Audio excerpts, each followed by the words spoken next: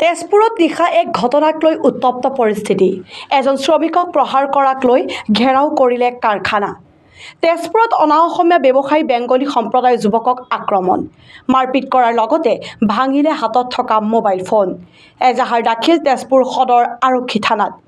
ইতিমধ্যে বৰঘাট থানাৰ অন্তৰ্গত এইজন বিশাল ঘোষ, তেওঁৰ ঘৰ ২ নং দোলাবাৰীত। বিশাল ঘোষে প্ৰায় ২ বছৰ ধৰি কাম কৰি আছিল অনা অসমীয়া চিৰাজ বেডৰ ডিছপ'জেল পাত গিলাচ বনোৱা গুদামত। বিশালে ১৯ তাৰিখে বৃহস্পতিবাৰে শৰীৰৰ অসুস্থ থকাৰ বাবে যাব পৰা নাছিল কামত। ২০ তাৰিখে শুক্ৰবাৰে যেতিয়া বিশাল ঘোষে কামত গৈছিল, সেই সময়ত এইজন অনা অসমীয়া চিৰাজ বেদে কামত নাহাৰ বাবে মাৰপিট কৰি বিশালৰ হাতত থকা মোবাইলটো ভাঙি পেলায়। লগতে ভাবুকিও প্ৰদান কৰাৰ এক গুৰুতৰ অভিযোগ কৰিছে বিশাল ঘোষে। আনহাতে এই ঘটনাক লৈ বিশাল ঘোষৰ মাতৃও এইদৰে শোক প্ৰকাশ কৰিছে।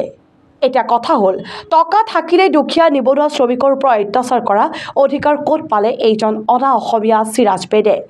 কাৰ সাহসত এইজন অনা অসমীয়া চিৰাজ বেদে হাত উঠালে শ্ৰমিক যুৱক বিশালক? গাঁৱৰ ৰাইজে চিৰাজ বেদক স্থিৰ দাবী জনাই সংবাদ মাধ্যমৰ আগত এইদৰে কয়। পৰৱৰ্তী পৰ্যায়ত আৰক্ষী প্ৰশাসনে কি ব্যৱস্থা গ্ৰহণ কৰে সেয়া হ'ব লক্ষণীয় বিষয়। তেজপুৰৰ পৰা বিশ্বজ্যোতি কলিতাৰ প্ৰতিবেদন, Assam north east news live 24/7। তার মা আমি কি করেছি, আমিও কাজ করিয়া খাই, ছেলেটাও কাজে যায়। আমি বাংলা কথাই কইতাছি ভাই। পিছত 9:30টার সময় কামে গেছে মালিকে মারছে।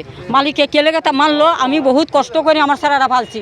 হাজিরা 30টি হাজিরা কাম করে আমার লোরারে আমি ফালিছি। কে লাগে আমার স্যারেরা মারলো, আমি একটু বিশাল লাগে, আর মোবাইলটি কেউ ভাঙিলে একটু বিশাল লাগে, আর কিছু না লাগে। আমার দুটা কথা আমার লাগে, এই দুটোই লাগে, আর কিছু না লাগে। এটাই আমার লাগে। ঘৰ ইয়াতে 2 নং দোলাবাৰী। কি হৈছিল তোমাৰ লগত? মই মানে পৰহি ডিউটি যোৱা নাছিলোঁ, এই তেজপুৰ পেপাৰ প্ৰডাক্ট আমাৰ ঘৰৰ পিছফালেই। ক'ত আছে, কোন জেগাত? এইটো পেপাৰ মিলৰ গড়িটো সোমাওঁতে টাৰ্ণিঙত 2 নং দোলাবাৰী পৰে।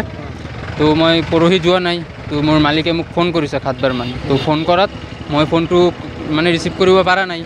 তো মই শুই আছোঁ, মানুহটো ৰিচিভ কৰিব পৰা নাই। তাৰ পাছত মই আজি ডিউটি গ'লোঁ, ৰাতিপুৱা 9:30 বজাত ডিউটি গৈছোঁ। মালিক 10টা পৌনে 10টা মানত আহিছে, আহি কিনে মোক সুধিছে যে কি হৈছে বুলি। পাছত মই কৈছোঁ যে মোৰ গা ভাল নাছিলে, সেইকাৰণে মই অহা নাই। পাছত সি মোক কৈছে তোক মই 7টা ফোন কৰিছোঁ, পাছত মই একো কোৱা নাই। সি মোৰ মোবাইলটো বিচাৰিছে। পাছত মোবাইলটো বিচাৰাৰ পাছত মই মোবাইলটো দিয়া নাই। সি জোৰ জবস্তি মোৰ পৰা কাঢ়ি মোবাইলটো লৈ ল'ল, লৈ কিনে মোবাইলটো পটকাই দিছে। পটকাই দিয়াৰ পাছত 3বাৰ পটকাইছে, একবাৰতে ভাঙা নাই, 3বাৰ ভাঙিছে।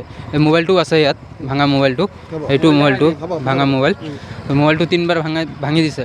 তাৰপাছত মই যেতিয়া আহি গৈ আছোঁ, তেতিয়া সি মোক পিছফালৰ পৰা 3বাৰে লাত মাৰি আহিছে আৰু মোক কৈছে যে কি কৰিব আছে কৰি লগে, মই চাই ল'ম। কি নাম মালিকৰ? চিৰাগ বেদ। বাবলু ষ্টুডিঅ', টাউনত যে বাবলু ষ্টুডিঅ' আছে বেজি ফুডৰ লগত, তাৰে ল'ৰা, তেখেতৰ ল'ৰা।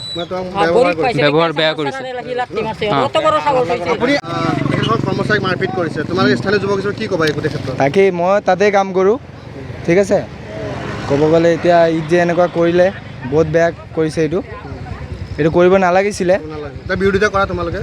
এইটো অন্যায় হৈছে কিন্তু তাৰ লগত। এইটো গৰীব মানুহ ভাবি কিনি বহুত বেয়া কাম কৰিছে তাৰ লগত। এইটো কিন্তু তাহাঁতক বহুত বেয়া কাম কৰিছে, এইটো ন্যায় লাগিব।